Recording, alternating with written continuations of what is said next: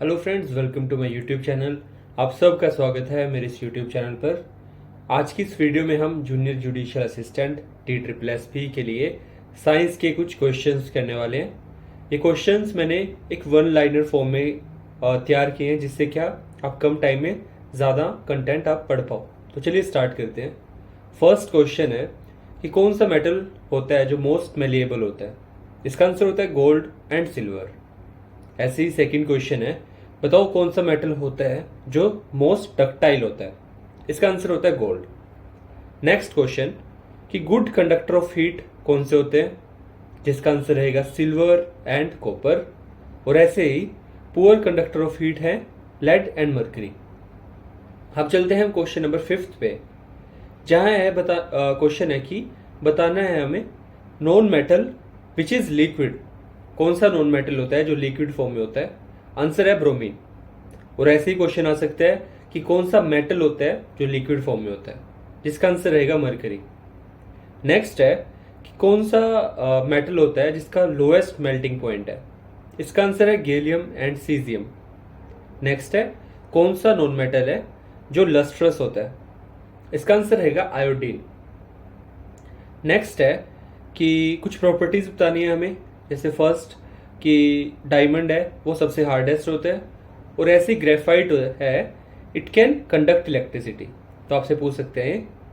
Next आपसे पूछ सकते हैं कि विच, ऐसे पूछ क्वेश्चन ऐसा आ सकता है कि विच रिएक्ट वायलेंटली विद वाटर। तो हमें पता होना चाहिए सोडियम और पोटेशियम होते हैं जो वाटर के साथ वायलेंटली रिएक्ट करते हैं। अब हम चलते हैं कुछ बायोलॉजी के क्वेश्चंस पे, जैसे कि फर्स्ट क्वेश्चन है कि सेल से कि सेल वॉज डिस्कवर्ड बाय, जिसका आंसर रहेगा Robert Hooke. Then next question आ सकता है फ्री लिविंग सेल के बारे में आ सकता है कि फ्री लिविंग सेल किसने डिस्कवर किया, जिसका आंसर रहेगा ल्यूविनहोइक। आगे क्वेश्चन बनता है कि पुरखिंजे क्वांटम, जिसका आंसर है प्रोटोप्लाज्म। नेक्स्ट अब आएगा न्यूक्लियस के बारे में कि जो सेल के अंदर न्यूक्लियस होता है ना, वो डिस्कवर किसने किया, जिसका आंसर रहेगा रॉबर्ट ब्राउन। नेक्स्ट है फिजिक्स से कुछ क्वेश्चंस, मिरर से क्वेश्चन पढ़ेंगे हम बेसिकली। जैसे फर्स्ट है कनकेव मिरर। कनकेव मिरर और कन्वेक्स मिरर के यूजेस। जैसे कनकेव मिरर के यूज हैं टॉर्चेज में, सर्च लाइट में, व्हीकल के हेडलाइट में, शेविंग मिरर में, by dentist and solar furnace. अब आप सोचोगे यार ये तो काफ़ी सारे हैं, कैसे याद रहे। तो मैंने क्या इसकी एक ट्रिक बना रखी है। जैसे जो भी कनकेव मिरर है ना, वो बेसिकली जहाँ फोकस करने की ज़रूरत है उन चीज़ों में ज़्यादा यूज़ होते हैं। जैसे टॉर्च, टॉर्च से क्या हम इस लाइट से कुछ चीज़ ढूंढते हैं तो कुछ फोकस करते हैं टॉर्च से। ऐसे ही सर्च लाइट, देन व्हीकल की हेडलाइट, कार की हेडलाइट क्या करेगी कि किसी रोड पे आगे फोकस करने में हेल्प करेगी। ऐसे शेविंग मिरर, तो बेसिकली क्या, जहाँ फोकस करने की ज़्यादा ज़रूरत हो रही है वहाँ कनकेव मिरर। और जो कार का रियर व्यू मिरर होता है ना, वहाँ यूज़ होता है कन्वेक्स मिरर। अब नेक्स्ट क्वेश्चन है लेंसेज के बारे में कि जैसे जो कन्वेक्स लेंस हैं उन्हें बोलते हैं कन्वर्जिंग लेंस, और कनकेव लेंस को बोलते हैं डाइवर्जिंग लेंस। अब आपने क्या काफ़ी बार ने क्वेश्चन देखा होगा, जैसे आपसे पूछ लिया कि बताओ स्काई ब्लू कलर का होता है तो कौन से फिनोमिना की वजह से होता है। तो इन क्वेश्चंस को अच्छे से हैंडल करने के लिए हम अच्छे से इन चीज़ को पढ़ लेते हैं। जैसे स्कैटरिंग एक फिनोमिना होता है, जिससे क्या कि जिससे चीज़ें होती हैं लाइक स्काई का ब्लू कलर या colour of sun at sun rise and sunset. तो कैसे याद रखेंगे कि बेसिकली जहाँ भी कलर वाली चीज़ हो रही है ना, जैसे स्काई का ब्लू कलर या sky colour of sun, sunset और सनराइज के टाइम पे, ये स्कैटरिंग के थ्रू होते हैं। अब दूसरा क्या है, रिफ्रैक्शन से होता है, स्टार ट्विंकल करते हैं, advance sunrise and delay sunset, ये होता है रिफ्रैक्शन की वजह से।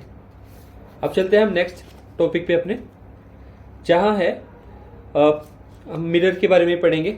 जैसे फर्स्ट प्लेन मिरर के बारे में पढ़ेंगे हम। प्लेन मिरर की प्रॉपर्टीज़, ये बेसिकली होते हैं virtual and direct image produce करते हैं।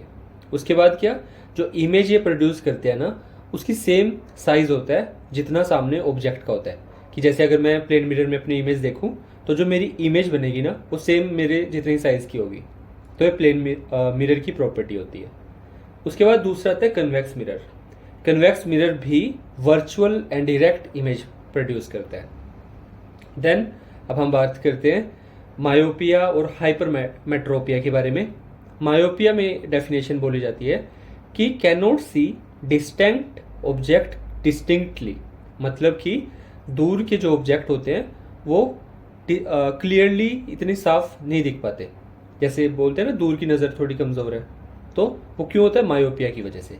अब मायोपिया में क्या होता है कि जो इमेज होती है ना वो रेटिना के सामने फॉर्म होती है इंस्टेड रेटिना पे फॉर्म होने से। और इसको कैसे करेक्शन होती है? कनकेव लेंस, जैसे दूर की नज़र कमज़ोर होती है ना, तो उसको ठीक करने के लिए कनकेव लेंस का यूज़ किया जाता है। अब हाइपरमेट्रोपिया बिल्कुल अपोजिट है। इसमें क्या, दूर की नज़र बिल्कुल सही है बट जो पास की नज़र है वो थोड़ी कमज़ोर होती है। अगर डेफिनेशन पढ़े, cannot see nearby object distinctly, कि पास के ऑब्जेक्ट डिस्टिंक्टली नहीं देख पाते। अब क्या है इसमें इमेज रेटिना के बिहाइंड फॉर्म होती है। और कैसे करेक्शन इसकी की जाती है? कन्वेक्स लेंस के थ्रू। अब नेक्स्ट है वेव्स के बारे में, कि जैसे जो साउंड वेव होती है ना, जैसे आप सिर्फ सीधा पूछ सकते हैं कि प्रॉपर्टी पूछ लेंगे साउंड वेव की, तो आपको याद रखना है sound waves are called mechanical waves या लॉन्गिट्यूडनल वेव्स। तो आपको ये चीज़ याद रखनी है। अब नेक्स्ट है केमिस्ट्री से कुछ। यहाँ पे क्या है, कुछ नेचुरल सोर्स मैं बताऊंगा और उनमें कौन से एसिड है। जैसे फर्स्ट विनेगर, इसका आंसर रहेगा एसिटिक एसिड। ऑरेंज में होता है सिट्रिक एसिड। एसिड टोमेटो में होता है ऑक्सैलिक एसिड। देन लेमन में होता है सिट्रिक एसिड। और जो एंट स्टिंग या नेटल स्टिंग होता है इसमें होता है मेथनोइक एसिड। अब चलते हैं हम अपने नेक्स्ट क्वेश्चन पे, वो रहेगा हमारा केमिस्ट्री से। यहाँ हम पढ़ेंगे यूज बेकिंग सोडा और वॉशिंग सोडा के। जैसे बेकिंग सोडा का यूज होता है, it is used in soda acid fire extinguisher and antacid की तरह इसको यूज किया जाता है। उसके बाद दूसरा use of washing soda. A washing soda is use to remove permanent hardness of water. Water की परमानेंट हार्डनेस को रिमूव करने के लिए वॉशिंग सोडा का इस्तेमाल किया जाता है। अब हम पढ़ते हैं कुछ एलॉयज, कि जैसे आपसे पूछ लिया जा सकता है कि बताओ ब्रास किसका अलॉय है, तो आंसर रहेगा कॉपर और जिंक का अलॉय ब्रास होता है। ऐसे ही ब्रोंज होता है कॉपर एंड टिन का, और अमेलगम होता है मरकरी का अलॉय। लास्ट क्वेश्चन जो इस वीडियो से हम पढ़ेंगे उसमें है कि जैसे एक गैस होती है उसको ना, जैसे क्वेश्चन है कि gas use to prevent chips from getting oxidize. Answer है नाइट्रोजन गैस। जैसे जो चिप्स होते हैं ना उनमें गैस डाली जाती है कि जिससे चिप्स ऑक्सीडाइज ना हो, उस गैस को बोला जाता है नाइट्रोजन, कि नाइट्रोजन गैस प्रेजेंट होती है। तो ऐसे ही आज हमने कुछ क्वेश्चंस किए। अब क्या कि ना आप इस जितने भी क्वेश्चंस हैं इनको अपनी कॉपी में लिख लो, जिससे आप बार बार रिवाइज कर पाओ और अच्छे से अपने एग्जाम की तैयारी कर पाओ। तो that's all from my side. If you like the content please do subscribe and prepare well for your exam. Thank you.